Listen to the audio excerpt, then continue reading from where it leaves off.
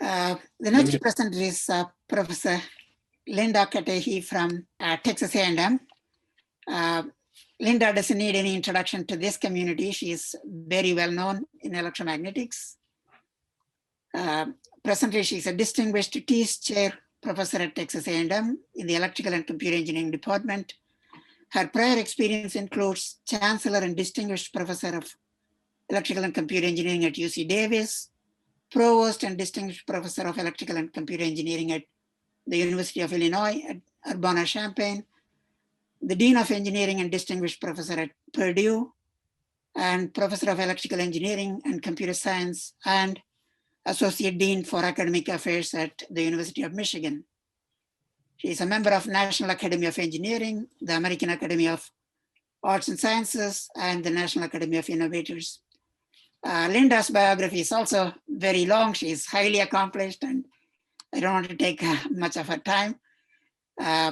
Just to state that she's an expert in the development and characterization of microwave and millimeter wave circuits.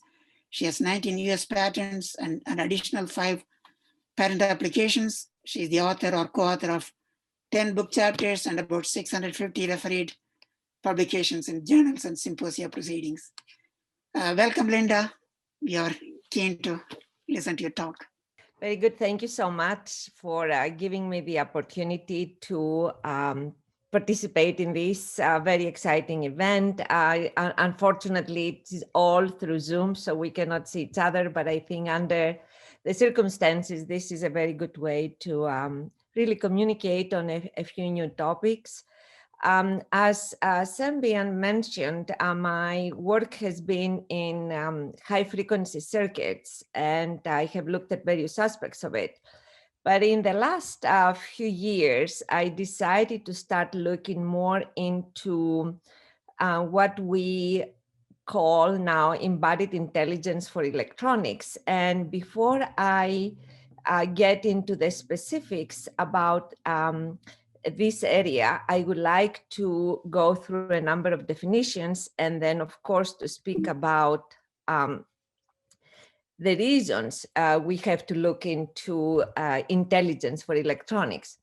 So as we all know, there has been a tremendous growth in the number of wireless applications and, of course, users.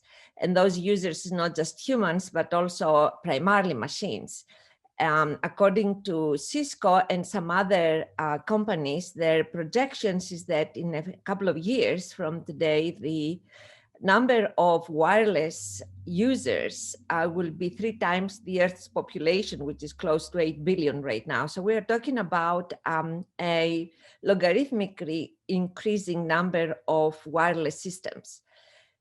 And of course, that has brought a number of challenges when it comes to the use of spectrum, because in addition to the commercial use we have, which is like the ground users, people like us and our machines right now, as we all connect through them.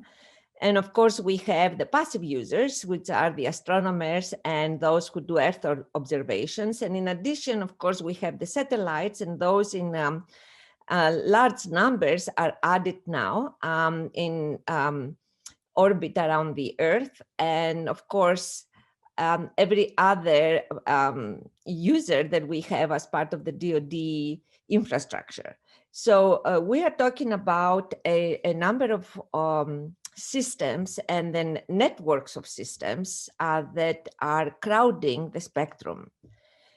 So what will be the future, and how can we really manage this crowding and at the same time provide the opportunity to have a high quality service to each user, and then also effectively use the available spectrum? As we know, spectrum has been very expensive. It is auctioned, and it is owned after it is auctioned by those who have paid for it. And at the same time, we know that spectrum is becoming an absolutely critical part of our lives, whether those are personal activities, involve personal activities, professional, our civic activities and so forth. I mean, healthcare. We all rely now on the access of what we call the digital grid to be able to communicate, get information, and participate. And of course, get educated, as we all know, which implies that as we move forward, this spectrum is becoming an integral part of who we are. And those of us who will not be able to have access to it will be the future homeless, people who will have no names, no presence. So we see that the spectrum is becoming as important to us as power or clean water.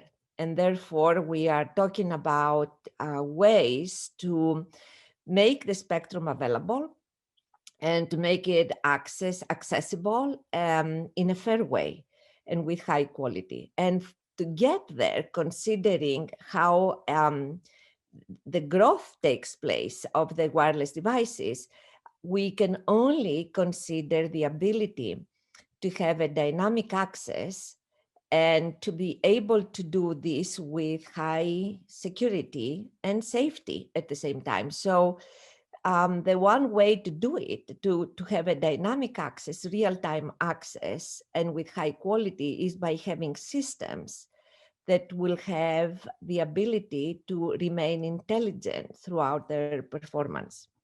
And so what I would like to do before we continue and talk about the possibilities of including intelligence in electronics, I would like to introduce what is embodied intelligence, the role of the body to intelligence, and how we need to go from deterministic to stochastic systems to be able to do that.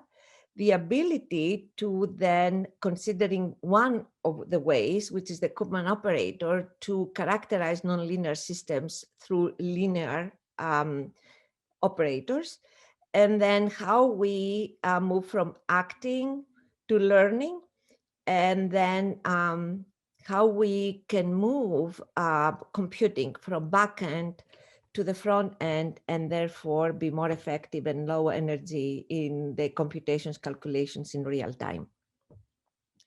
So a lot of us have been educated in what we call the Cartesian philosophy, which says that knowledge can be derived only through reason from innate ideas. And therefore, according to Descartes, the brain controls our decisions, and therefore the brain makes us who we are. Before then, however, but totally dismissed, was the Aristotelian philosophy that said that knowledge depends on inductive inference, and that capability comes from observations and from sensory experiences. So practically, what that philosophy to which we are coming back implies that both the body and the mind control not only our ability to react, but think, and also control our emotions, or what we call emotions. From there, I would also like to, first of all, I wanted to say that a lot of these conclusions have come out of a lot of work that has been done in various species, animal species, and then what we have learned on how evolution has developed intelligence in nature. And of course, by observing those, to be able to understand more about how we operate as people and how we think, how we react, how we make decisions. But before we get there, I also like to clarify some definitions that we have been using and not really very carefully, which now have to be defined more accurately as we try to work and develop intelligence in various systems. So cognition, a lot of times we talk about cognitive devices, and I'm not sure exactly what we mean, but cognition, by definition, is the process of learning. And it's a process of learning from experiences, of course, and then what it really means is the capability to learn. But cognition by itself does not mean learning or intelligence. Intelligence is the result of having the capability to learn. So we will say is the manifestation of cognition, which results from the ability to observe and make independent decisions or make independent choices. So the two are different. Cognition is a process, intelligence is the result of following that. Next, I would like to now also correct some terms that we have used specifically in electronics as we try to introduce more capabilities into wireless devices. So I will have here to state of what is not intelligence. So programmed adaptation, which is the ability to pre-program a number of policies or capabilities, and then create a system that has the ability to move from one of these programmed states to another one. So that is not intelligence. Reconfigurability also, that is another thing that we have done in electronics, where we also, through deterministic ways, identify a menu of electronic or physical reconfigurations, and then we design them to provide specific responses. So that is not intelligence, it's reconfigurability. What is intelligence is the ability of the electronic system or component to learn from its interactions with its environment and remain intelligent in new environments, for which we have not done a priori design. And so for that, you would need to have systems that can operate in a random environment, or an environment that is characterized by randomness.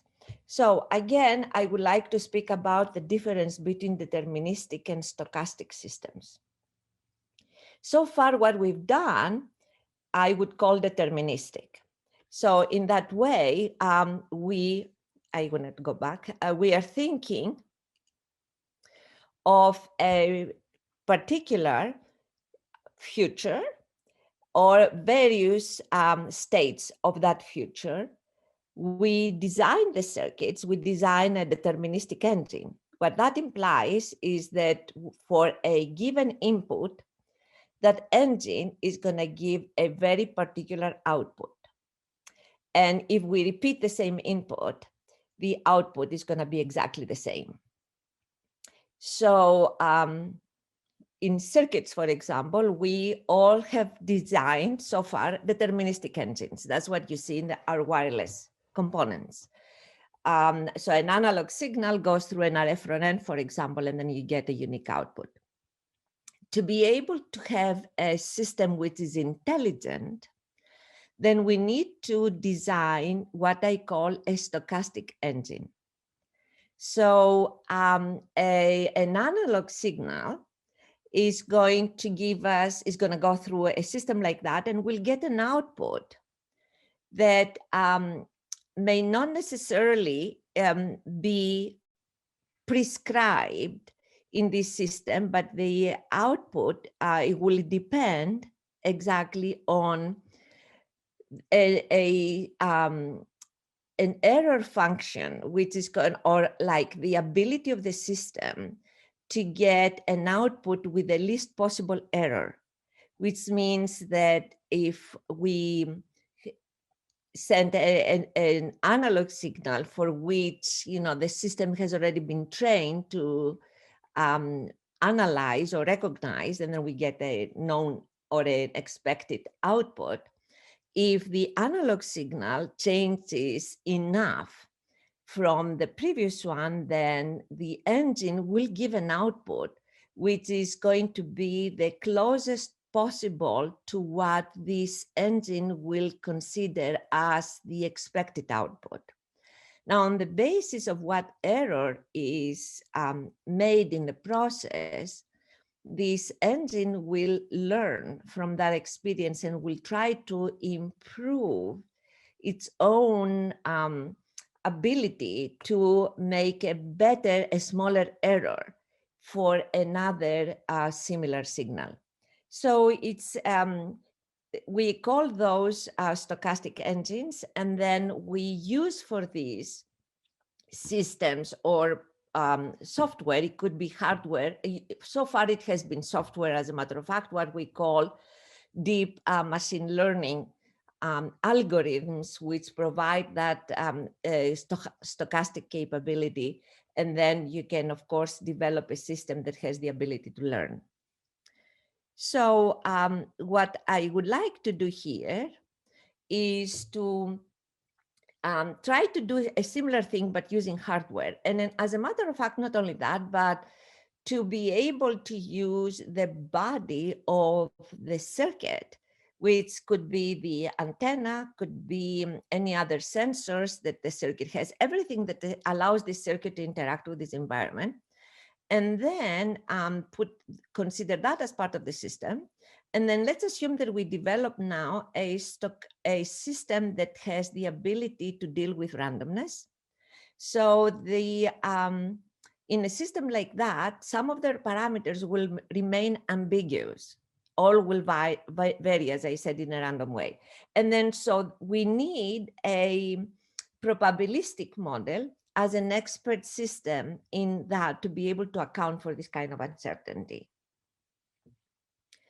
The system now can change its performance continuously and on demand.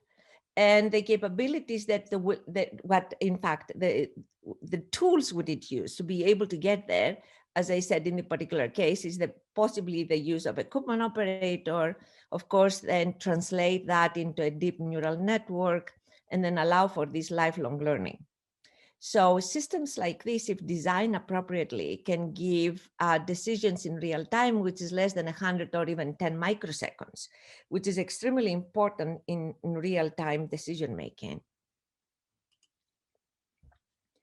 Now, I will give 2 examples of a design process for an intelligent system, electronic system, and then show the difference between, in the design process, between a deterministic and a stochastic system. So in deterministic systems, we usually have a linear or near linear integration, which means that most of the time we develop components. These components may be connected through feedback loops and so forth, but eventually we connect them and then we have a system. So we define the conditions for each one of them, we develop them independently, and then we put them together for the system.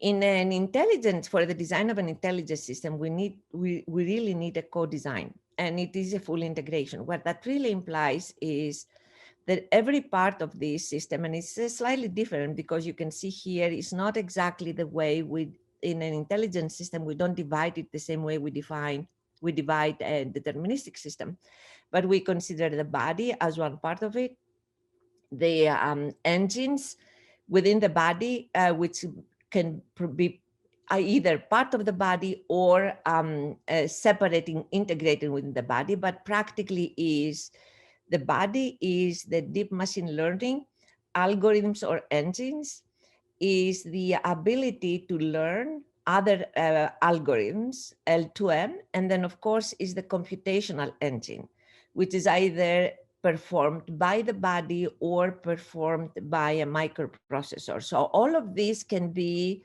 fully integrated. Now, the body is the one that provides the sensory signals, is the one that helps this system interact with its environment. But then also it is important to participate in the development of a self-model. I will talk about this a little later, and also participate in computations, because in a system like this, there is not one place where computations take place. Computations can be distributed throughout the system. Analog mostly computations can be done by the body itself, or can be done part of them by the body and the rest of them at one other location. So for example, nature does that, and there has been in the cephalopods, which are they don't have a skeleton.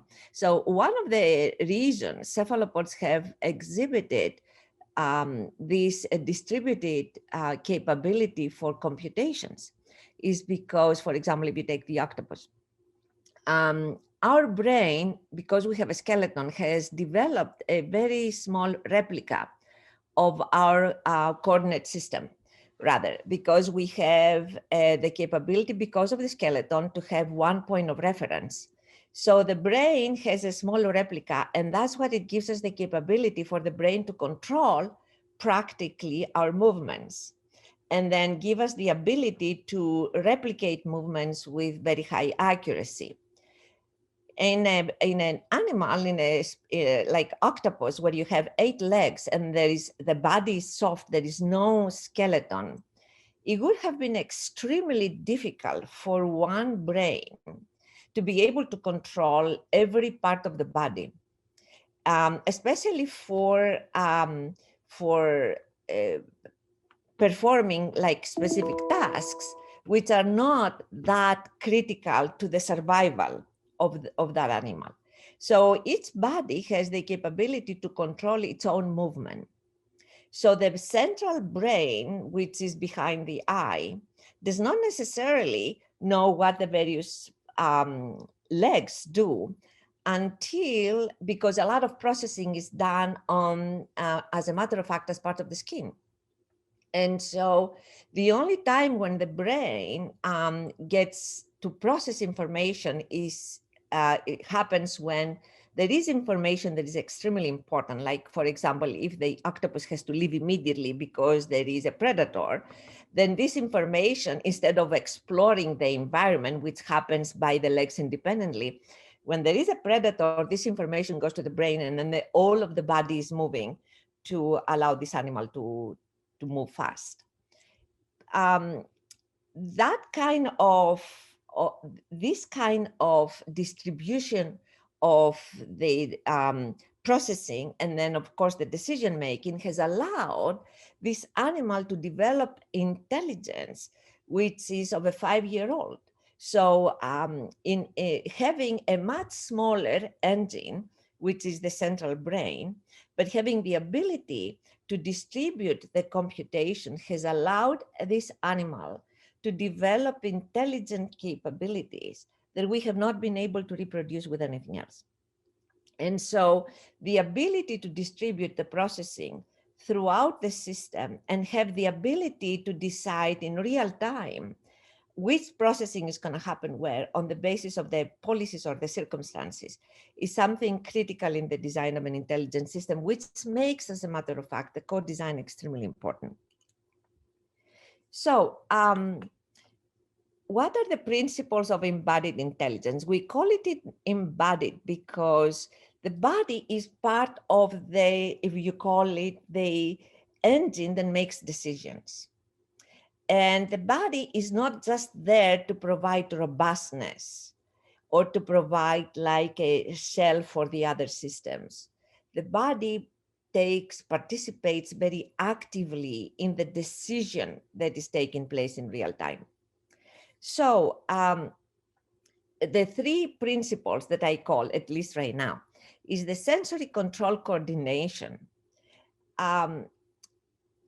If you know what is the function of the system, then, and how the sensory the sensory input and motor control needs to work together, then in reality you can develop an almost optimal body plan for the particular function.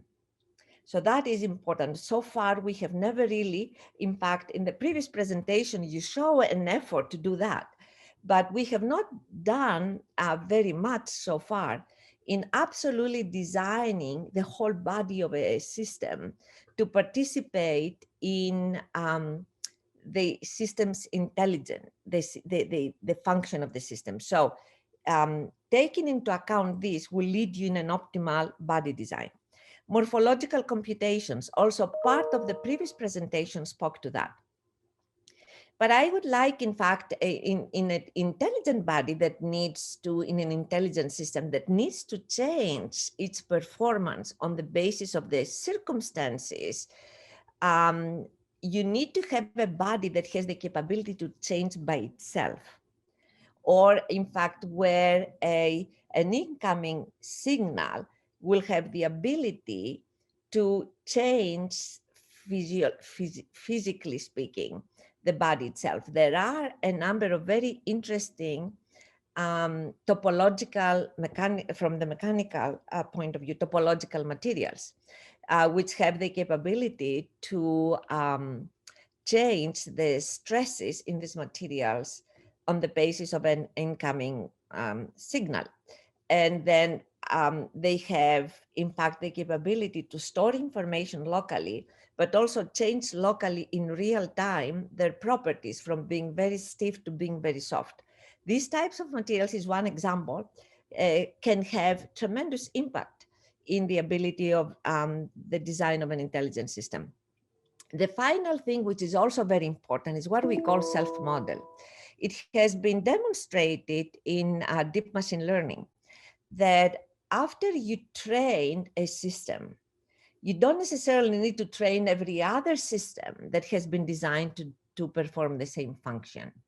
But the time a system develops what is called a self-model, which implies that is a way to describe the performance and the thinking process of the system, then you can export that self-model to other systems. So you train one and then you can export that to other systems so they get the same training and intelligence as the original system. That's very important in fact, avoiding to create a system like you design it for the first time.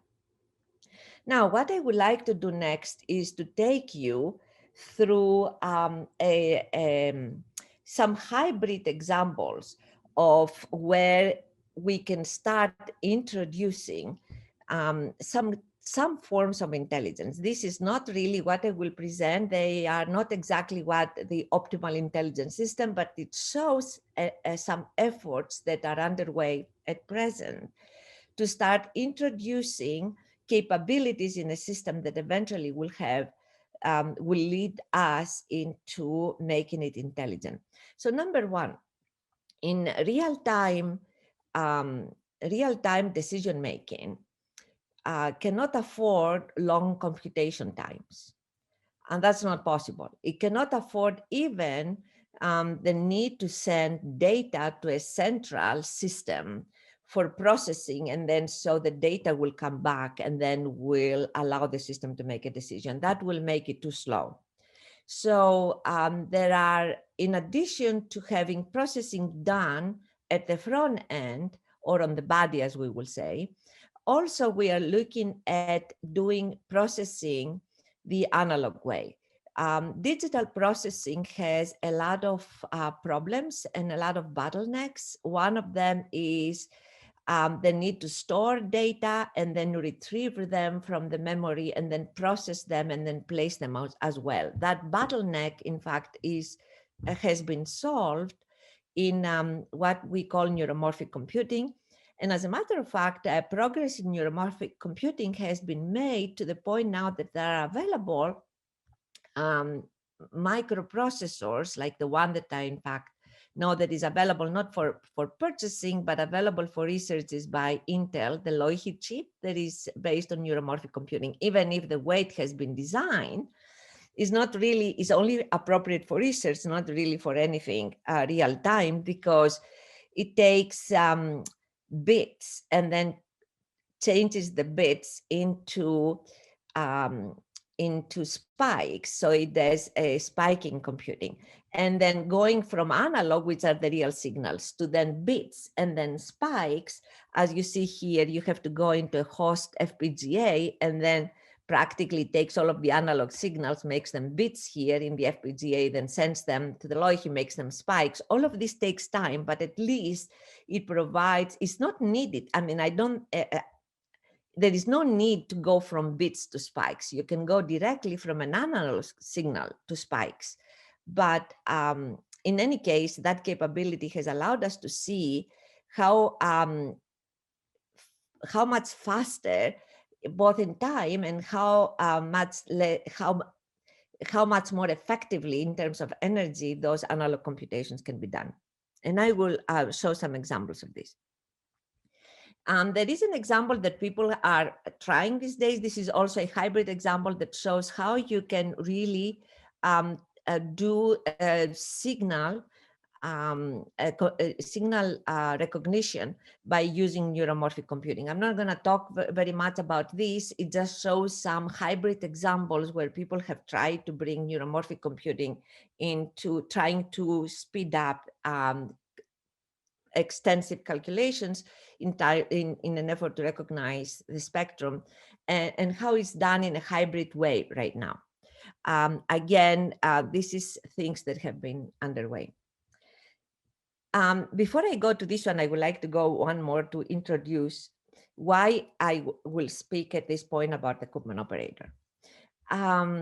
As for those of us who have looked at spectrum identification and signal processing, rather, we know that these calculations are extremely complex.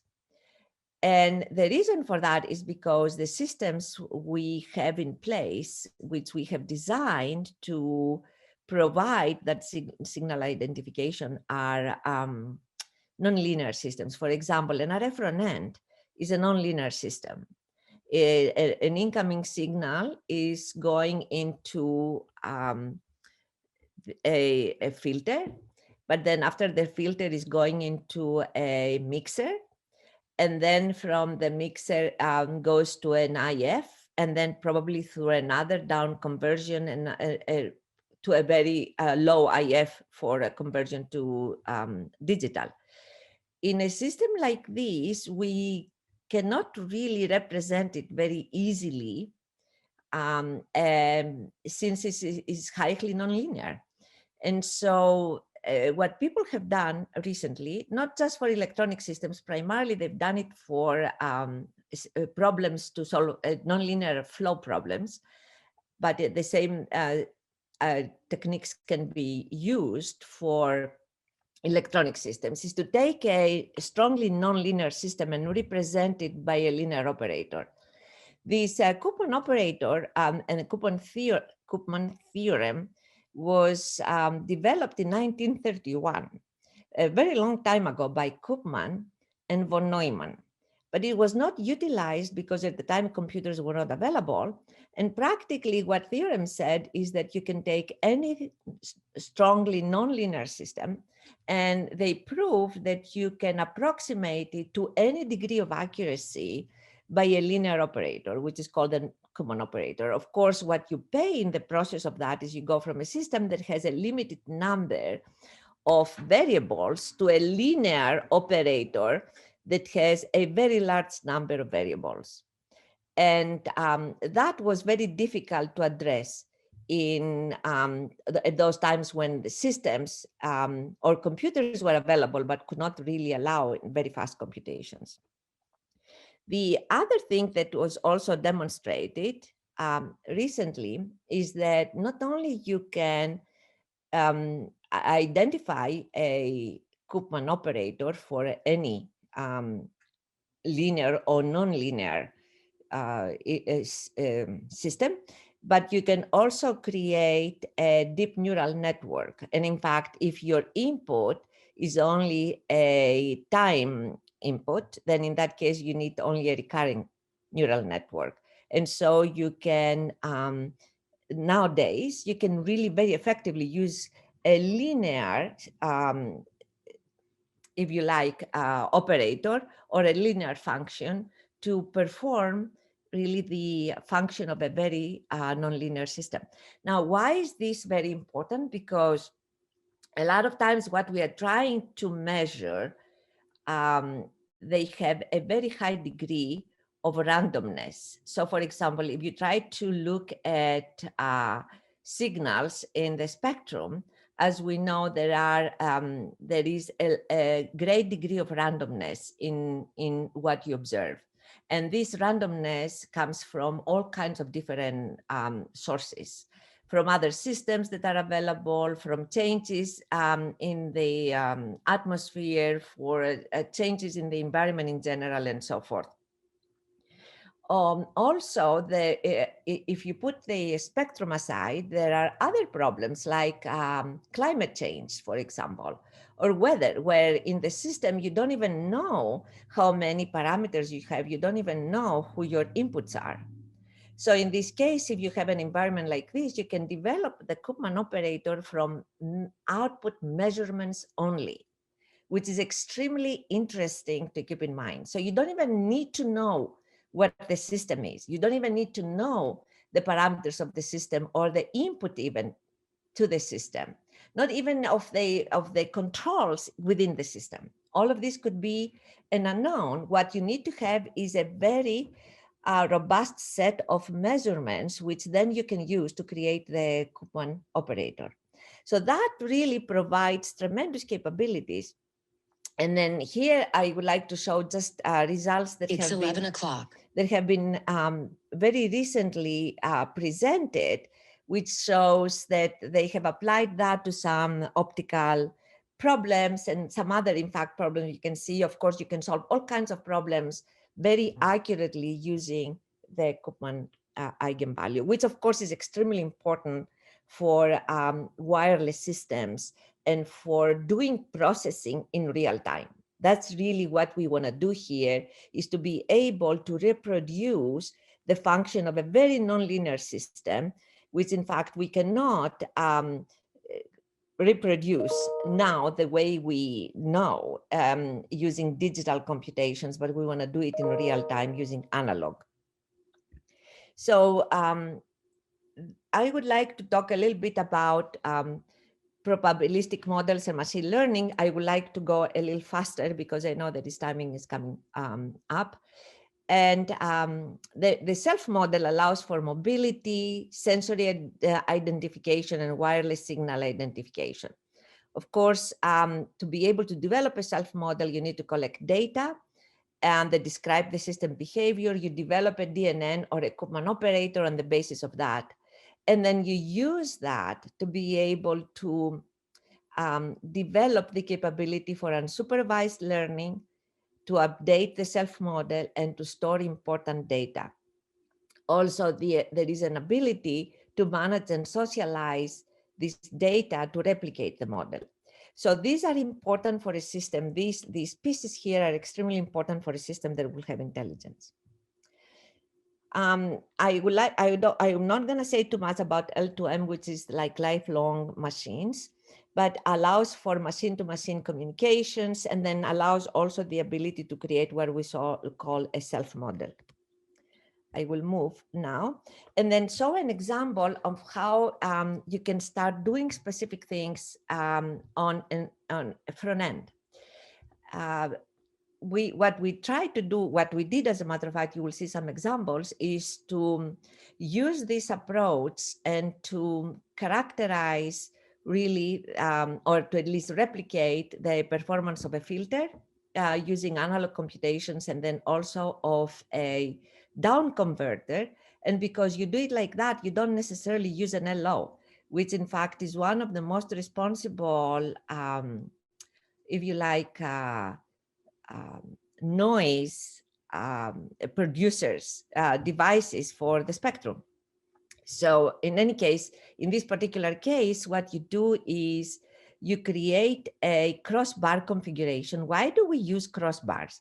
It's very interesting. In a crossbar, which is like a very large periodic structure, very just simple bars, which are crossed, as you can see here, down here in the figure.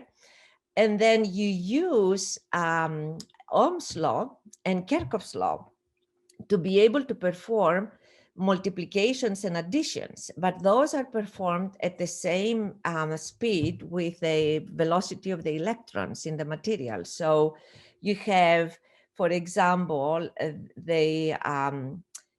a very fast Fourier transform, if you like, or an inverse Fourier transform done by the crossbar, or you can do all kinds of other, if for example, the red you see here connected can be, in our case, are memristors, which means that they are resistive devices whose value is controlled by an applied voltage.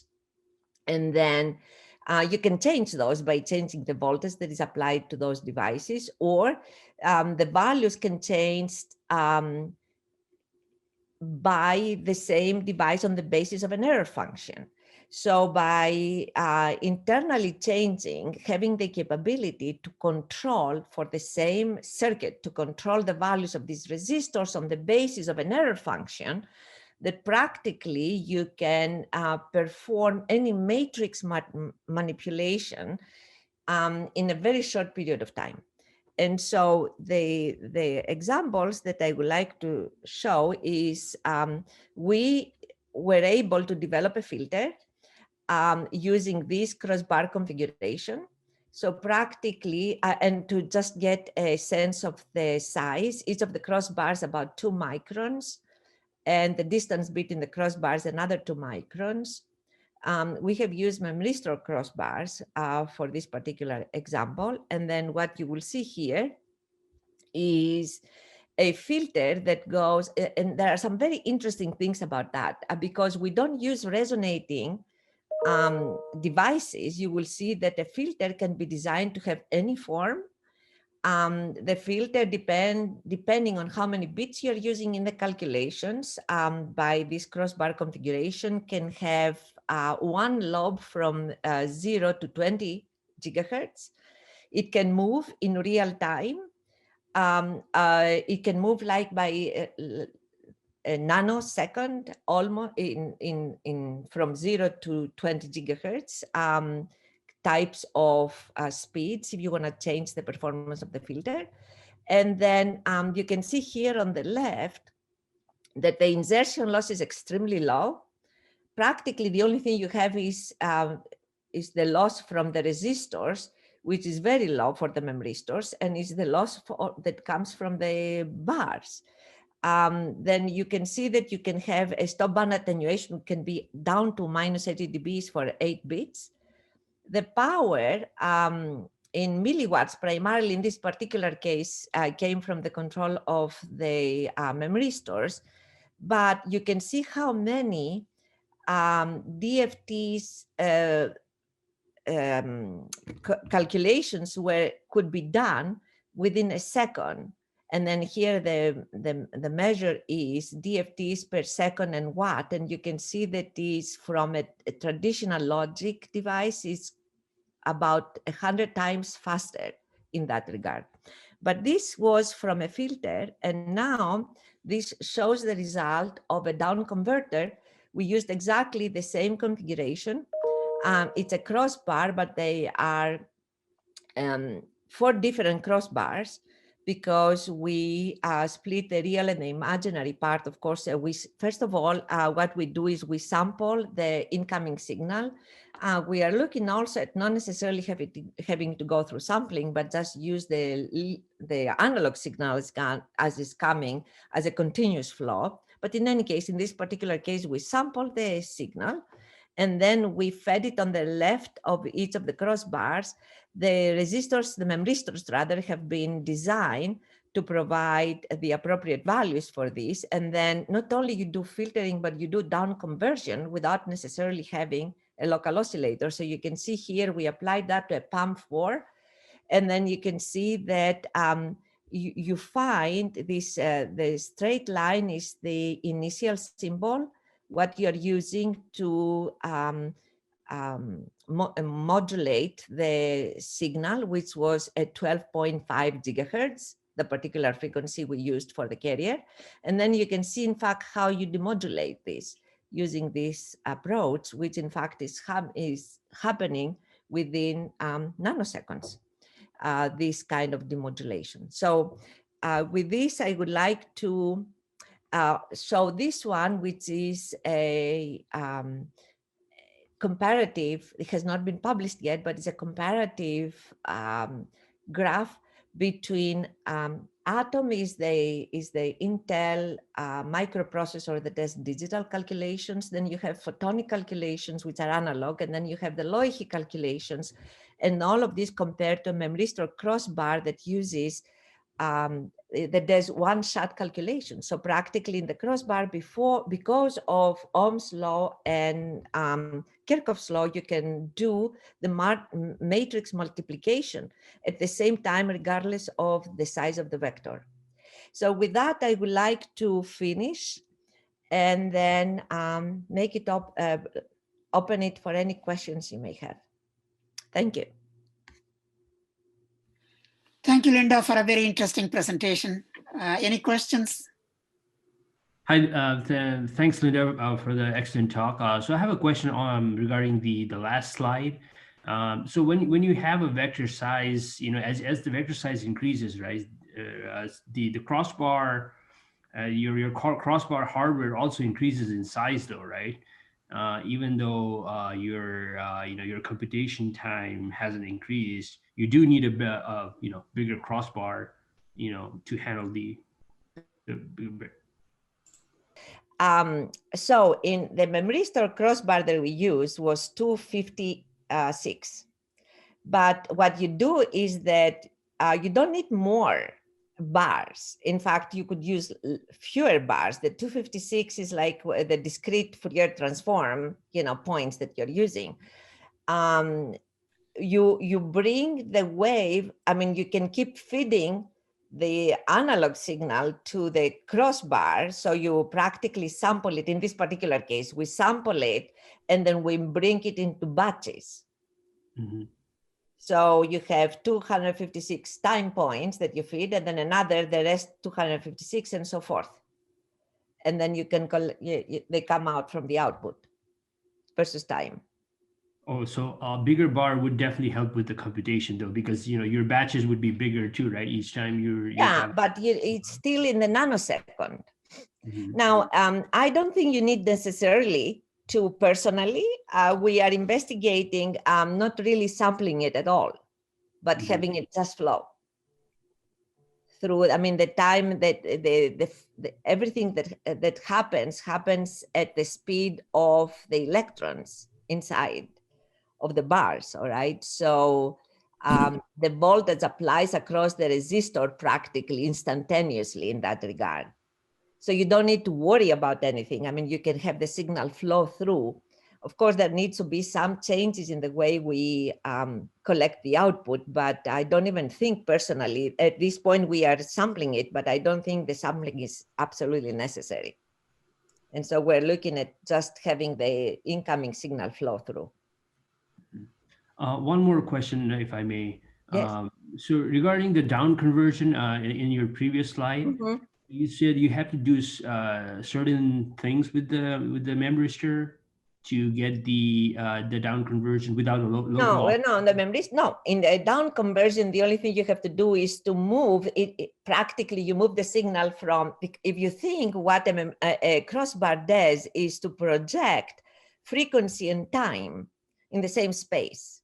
Mm-hmm. All right. So frequency are the vertical bars. Time are the horizontal. That's what it does. And then the only thing you do is to just change the values. So the higher in position crossbars go into higher frequency, the lower in position crossbars go to lower frequency. So practically you transfer the values from the high frequency bars to the low frequency, and that's your down conversion. It's a very linear because you are in frequency. So Mm-hmm. down conversion in frequency is just a translation. And that's what you do. Makes sense. Thank you. Sure.